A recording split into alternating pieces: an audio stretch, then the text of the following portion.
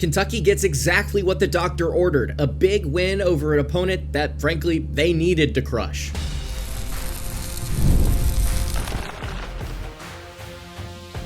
You are Locked On Kentucky, your daily podcast on the Kentucky Wildcats, part of the Locked On Podcast Network, your team every day. All right, what's going on, Big Blue Nation? Welcome on into Locked On Kentucky, your daily Kentucky Wildcats podcast. I'm your host, Lance Dawe, and on tonight's episode of Locked On Kentucky, we are going to be recapping Kentucky basketball's 99-53 win over the Eastern Illinois Panthers. A big-time victory for the Cats, and they needed this one in a big way. Going to talk about the positives. Dioubate going off for a double-double. We got to see some role players really flourish in various roles tonight, and we look ahead now to Michigan State, a game that Kentucky, I think, given the circumstances, does need to find a way to win. But they get a big win tonight. Thank you guys so much for tuning in. Unfortunately, we are not live here on this postcast edition of Locked On Kentucky. I obviously, as you can tell if you're watching on YouTube, I'm on the road. Probably hear the fan in the hotel room in the back, but we will keep it pushing nonetheless. Thank you guys so much for making Locked On Kentucky your first listen every single day. I want to remind everyone out there that we are free and available on all platforms here on the Locked On Podcast Network, the #1 sports podcast network.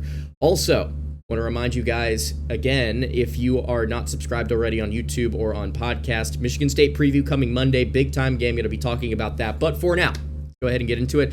Kentucky, 99, Eastern Illinois, 53. That is the final score. Cats get a very, and I mean very, balanced scoring effort from the team. But the guy I want to start off with, not necessarily a team performance thing that I want to note here like I did against Louisville. I think it's one individual I want to get here to start this recap, and that is Dioubate, who went for 20 points.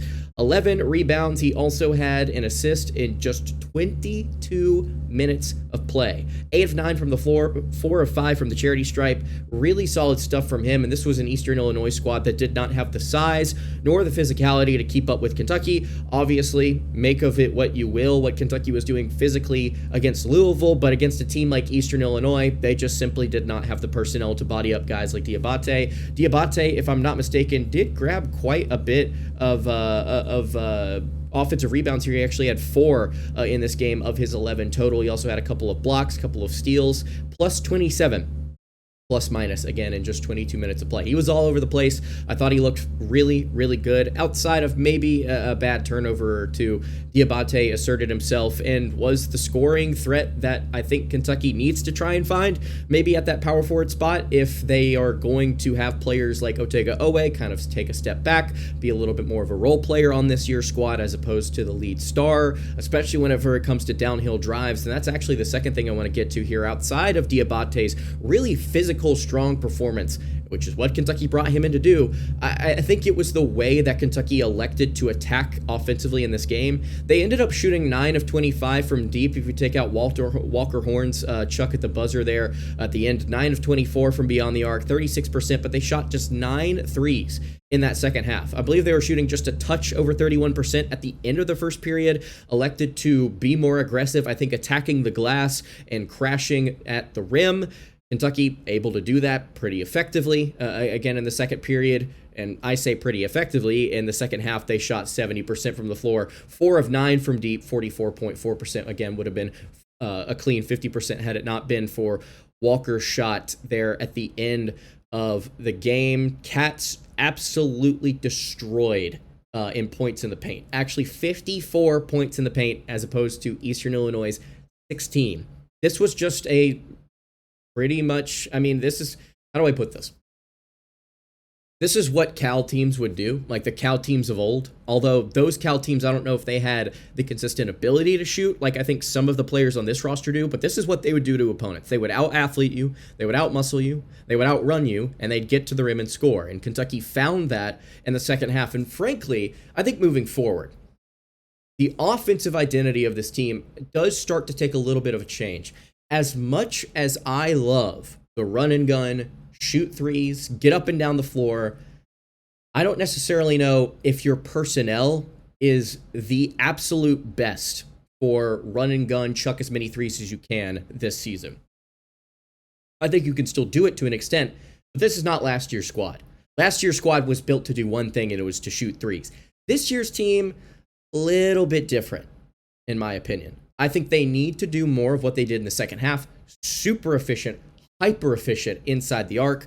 I think they need to be more dominant and more controlling at the rim. Try and be more aggressive attacking downhill. You get to see that from different players like Denzel Aberdeen, who I thought was really good in this game, trying to drive inside, scored quite a bit. He also had some really nice pull-ups inside the mid-range, knocked down a 3 as well. Otega Dawe did get his at various points in this game, finished with 12 points, 3 assists. Again, Dioubate was here. Jasper Johnson had a couple of nice drives. Kentucky, I think, did a really solid job of changing up the game plan against a team that they were physically just going to overpower throughout the course of this contest. 52 points in the second half, 34 points in the second half for EIU after they scored just a measly 19 in the first half, shooting just 24.1% in the first period, 32.7% for the game. This again was one of those games where Kentucky just kind of dominated the stat sheet. If you go and watch it, they controlled everything from start to finish, but there were some things that I was not necessarily that fired up about as far as the way that Kentucky did a couple of things on defense, and then also in the second half at the very least, and then also some of the things that they did running this offense. I'm actually really curious to see what Pope's comments are post-game. We're recording before we can even get those right now. But there were some things that were not exactly perfect. We'll talk about the not so perfect. We'll talk about the good. We'll talk about what KenPom thinks about the Wildcats, because they did bounce back according to the computer models. Before we do all of that, though, I want to tell you guys about our friends over at DoorDash. It's almost the weekend. It's time to look back and crown this week's MVP on Who Delivered, powered by DoorDash. Just like you can win every Saturday with DoorDash Streaks, saving more every time you order, these players delivered when it mattered most. Let's break it down. For Kentucky, again, I think Mo Dioubate delivered in a big way. Just the bruiser, junkyard dog that Kentucky needed this offseason. They got him at that power forward spot, and in a game like this against Eastern Illinois, who just simply does not have the personnel to guard him, he absolutely bludgeoned that front line at the rim. No hesitation, no delay. He came through. If you've been watching week after week, year after year at this point, you know Dioubate, that's what he does. This performance was not a fluke. And just like Dioubate delivered for Kentucky, DoorDash delivers for your Saturdays. With DoorDash Streaks, you can save every Saturday you order, stack it up all season, and you can save up to $250, including $100 in DoorDash credits. Order this Saturday, keep the streak alive, and fuel your game day only with DoorDash. Terms apply. Promo period through November 18th. All right, continuing along here on today's episode of Locked On Kentucky, Lance Dawe, hanging out here with you. Really appreciate you guys checking out the show today. If you have not subscribed to the YouTube channel or the podcast feed, I would love it if you did so. Recapping Kentucky basketball's 99-53 win over the Eastern Illinois Panthers. Interesting note here, actually, as we are recording live, Kentucky's defense went up to 5th nationally on KenPom, but since I have refreshed the page, it has now dropped to 9th nationally. Their offense has jumped to 6th nationally, according to, again, the adjusted offensive and defensive efficiencies over on KenPom. Cats move up to number 4 in the country, I believe, jumping UConn and Illinois. Yes, that is correct. Purdue, no, I believe it might have been UConn and Purdue, actually, if I'm not mistaken. Purdue getting a big-time win over Alabama on the road last night. If you didn't watch that game, it was absolutely incredible. Really great contest. A Purdue team Kentucky found a way to beat. Just really impressive what the Cats were able to do in that game defensively. But here they are, 99-53 against Eastern Illinois. Cats just sort of blow them out of the water, start to finish. This was not particularly close at any point. Largest lead was 47 there. They win this game, I believe, by 46. There were two things that I would like to see Kentucky clean up. I don't necessarily know if either of them are going to be significant problems against Michigan State, one of which was closing out on threes. There was a stretch in the first half where Eastern Illinois knocked down 3 straight three-pointers. I believe it was like 15-2 or something like that, and I actually looked to somebody, I'm like, this game is probably already over. I mean, we went ahead and ran it by the stats and info department here at Locked On Kentucky. They just sent us back a piece of paper that said, oh no, for Eastern Illinois. Michigan State, one of the worst three-point shooting teams in the country so far through 3 games, shooting less than 22% from deep. I would like to see Kentucky contest. Maybe it's not that big of an issue, but in this game, 3 straight shots in that first half where you just were not closing out quick enough. There were spots in the second half where you didn't do that as well. Eastern Illinois 3 of 7 from deep in the second half. I think you have to be a little bit more aggressive. I'm saying this in a game that Kentucky won by 46. Can you legitimately expect them to keep that same energy throughout the course of a blowout like this? Obviously not. At the same time, though, I would really like to see them try and maintain that energy against Michigan State. My assumption is that they will be able to bring the energy there. The second thing here that I would like to see Kentucky do a little bit better, that they did not do well in this game. And I think that was consistent throughout the first and second halves. Yes, it was. They were a little sloppy in terms of turnovers. Diabate's first 2 turnovers came in the first half. Neither of them were good. You had Brandon Garrison finish this game with 4 total. He had 3 in the second half. Cats finished this game with 13 turnovers to 21 assists. That's not the assist to turnover ratio you want against a team like Eastern Illinois. It's not that good. Yelovich made some mistakes. Garrison made some mistakes. If you cut down on them passing the ball a ton, I mean, you're in the single digits here pretty comfortably in terms of turnovers. But it was sloppy at various points from the Cats. Again, the question, can you expect a team like this to be as polished as they could be throughout a blowout like this?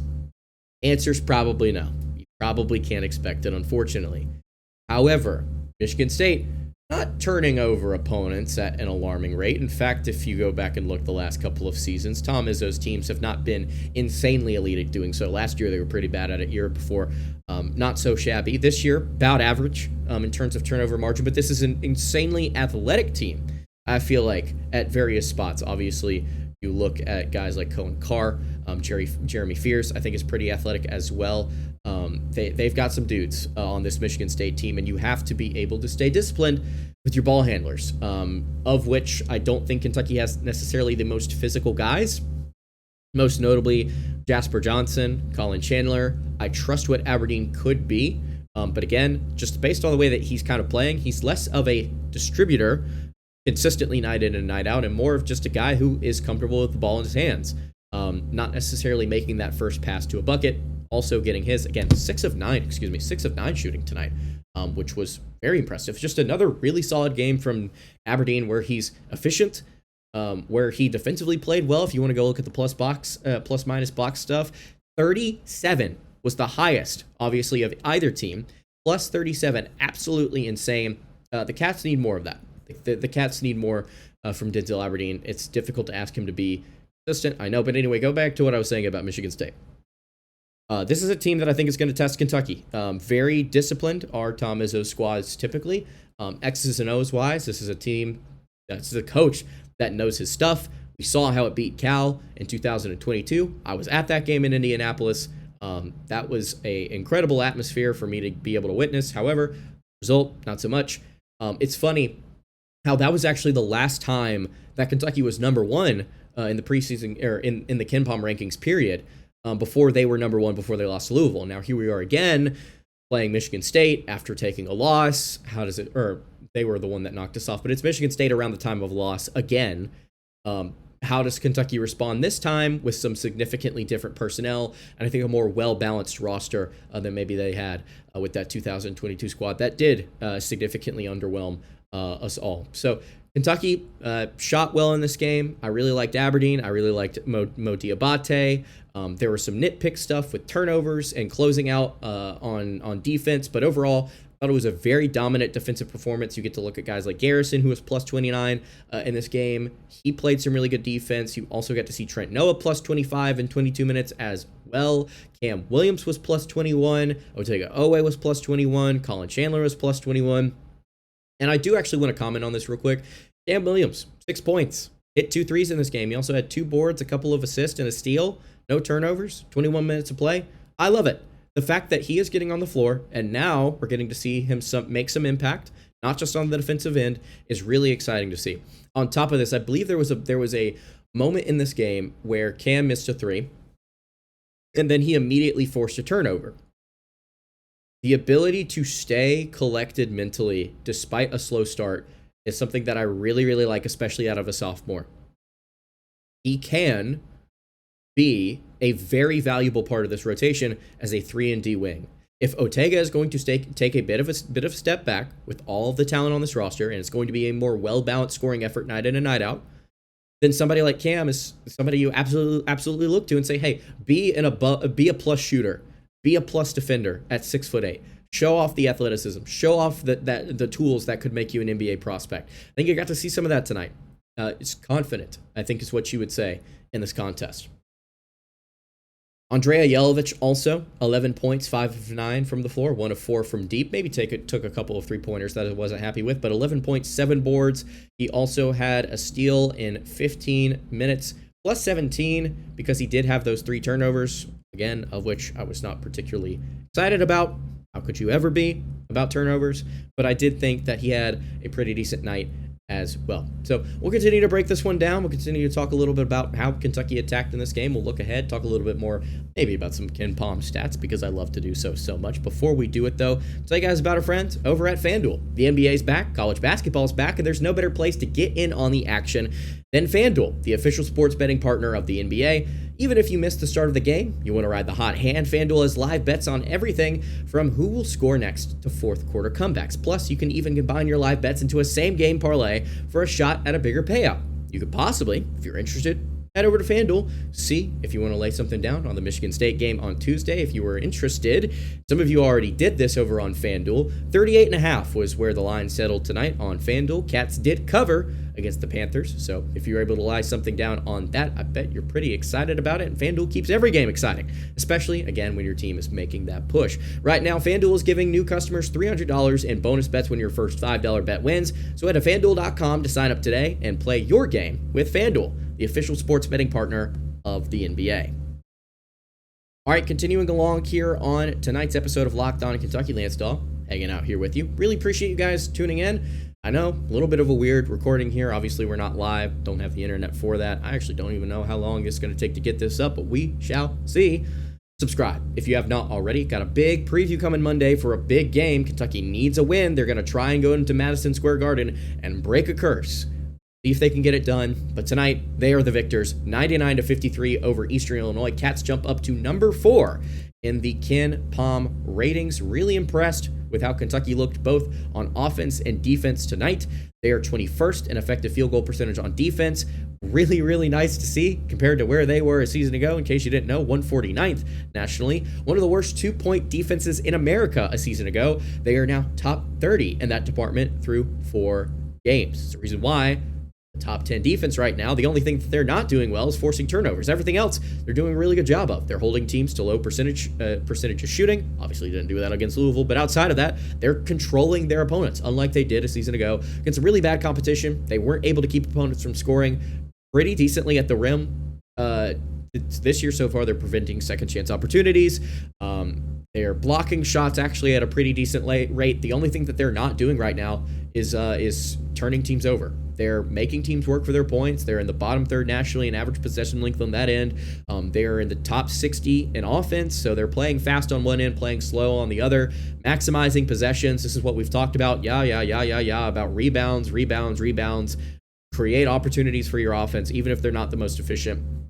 Thing that Kentucky is really, really, really good at, though, through 4 games, is scoring at the rim. They are 12th nationally in 2-point field goal percentage at 66.2%. They're distributing the ball well, and they're actually scoring the majority of their points from 2.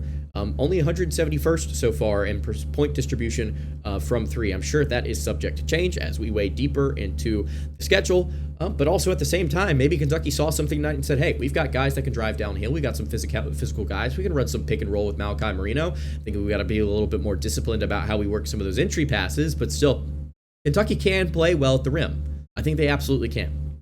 And again, they showed that tonight. Anybody else that I've not highlighted here? Malachi Marino, actually, 11 points, 4 of 7 from the floor. He had 6 boards to go along with a couple of assists in 20 minutes of play. Thought he was decent. Trent Noah came back in this game. 8 points, 3 of 6 from the floor, 3 boards, as well as a block and a couple of steals. Jasper with 8 points and 7 assists. Actually, I believe the lowest plus minus out of everybody at plus 13. He did struggle a little bit defensively at various points, but 8 points on good shooting from deep, as well as 7 assists to just 2 turnovers. You're never going to complain about that.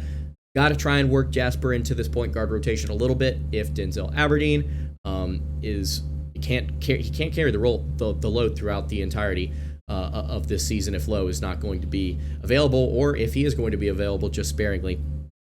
And honestly, maybe the more you think about it, if Aberdeen is efficient as a spot-up guy as well, Kentucky can just kind of operate with both these guys as combo guards, so to speak, and just let one carry whenever the other one doesn't have an insane performance.